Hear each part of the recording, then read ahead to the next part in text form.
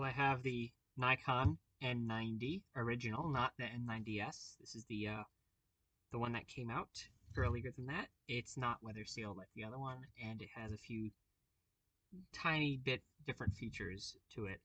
But yeah, it's Nikon's second to top of the line SLR, second only to the F4 at the time.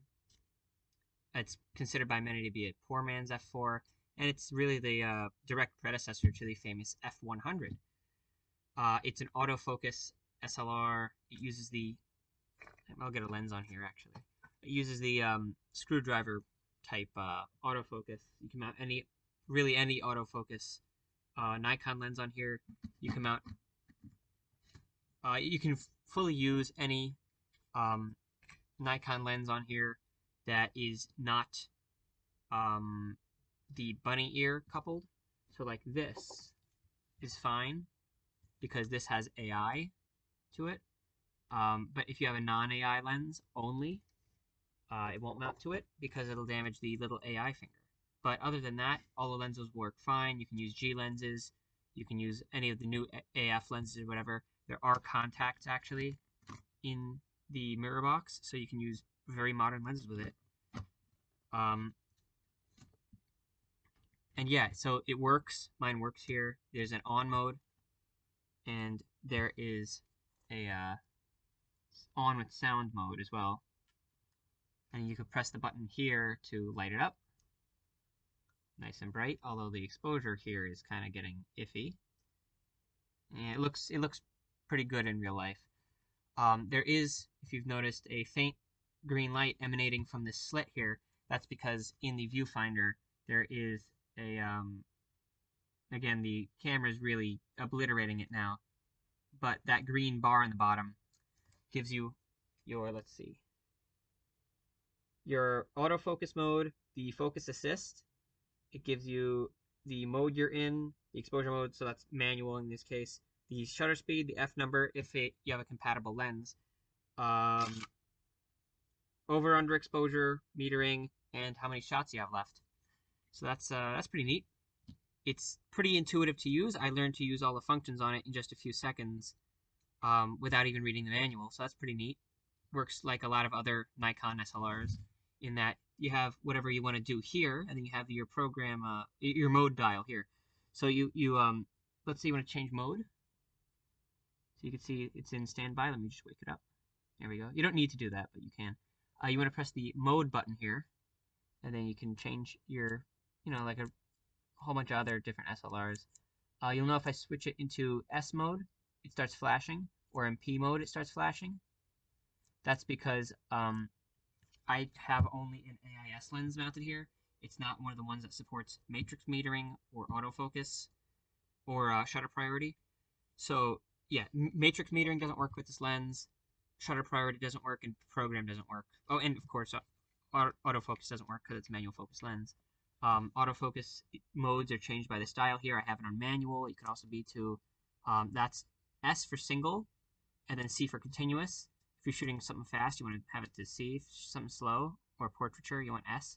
You have an autofocus lock button here. Easy to be pressed with your small finger here when you're holding the camera. Pretty intuitive. You have your aperture stop down preview right there. Pretty good. You have the, and of course, F mount. You have your lens release button right there. It's pretty intuitive.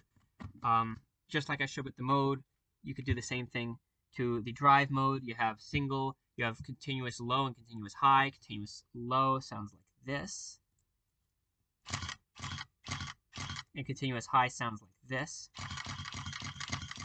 So you get a pretty moderate, pretty fast shutter speed, drive speed on this. It's pretty impressive. You have your flash modes, various flash modes like rear curtain, slow, etc. And your ASA, ISO, whatever setting, you can set that to whatever you want. Or if you put it between 6, it wraps around from 6400 to 6 ASA.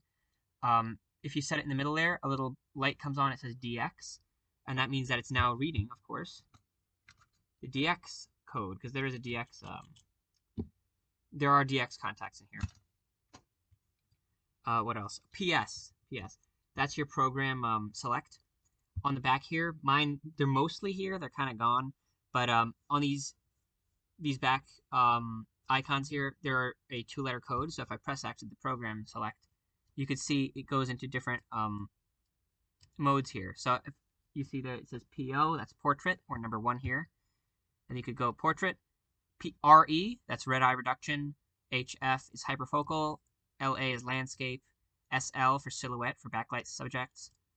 SP for sports, fast action. CU for close-up, and then back around to portrait.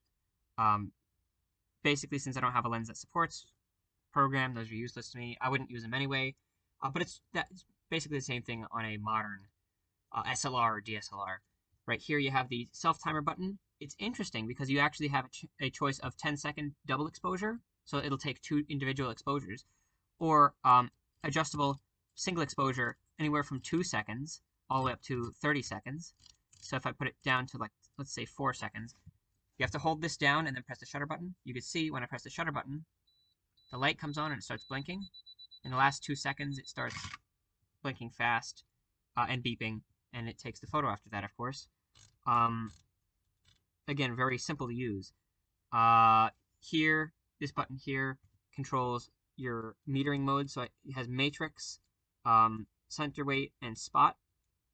Like I said, if you have a quote-unquote dumb lens, you only have spot and center weighted. Center weighted is fine for most causes, so you're not really limited by that. And then this little tiny button here that actually selects your autofocus modes. So on this N90 regular here, you have the what's it called? The two, you have the brackets here, and then you have the center circle, which the reticles are in the view screen.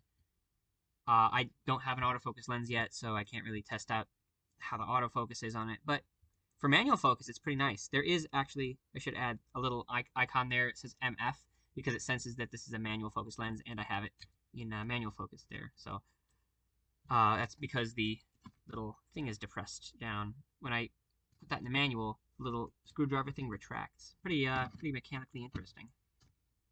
You have on the front here, that's for your shutter release. So it doesn't use a traditional cable release. It actually uses a shutter release electronic.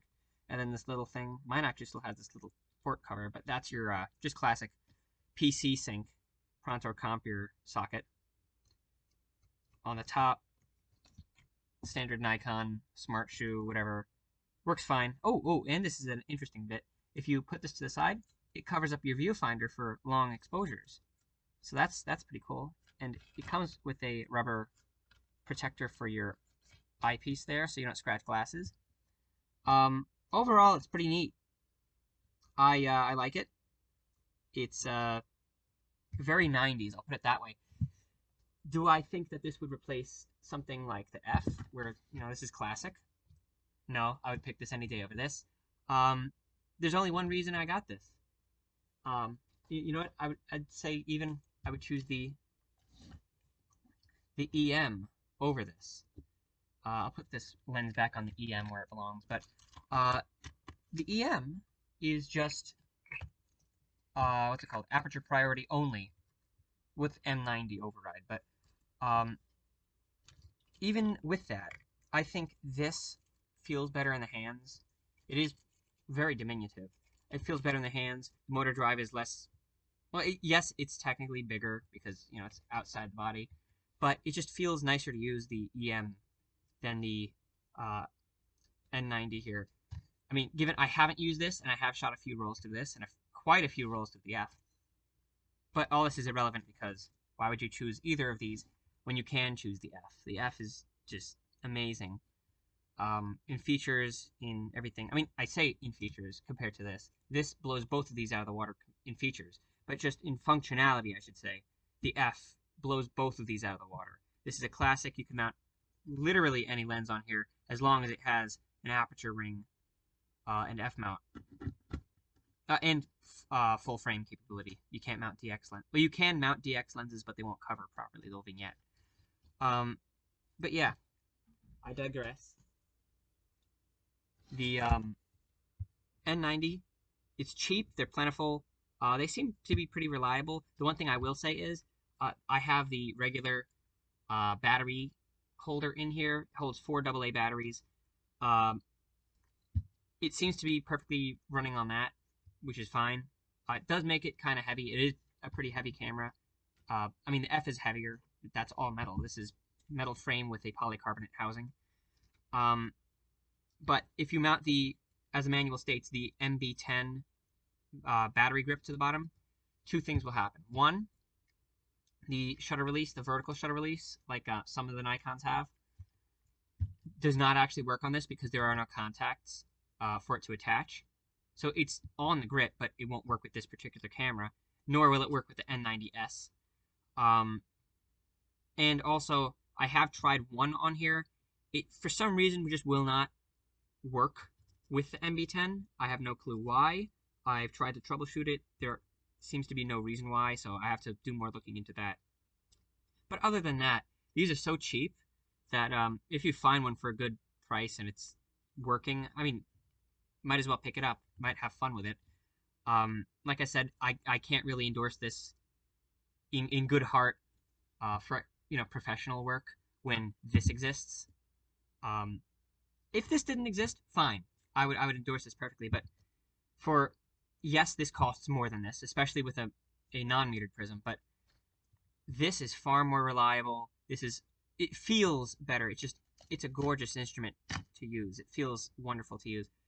But since this exists, of course, I'm going to recommend this over here. Not to say both are fun.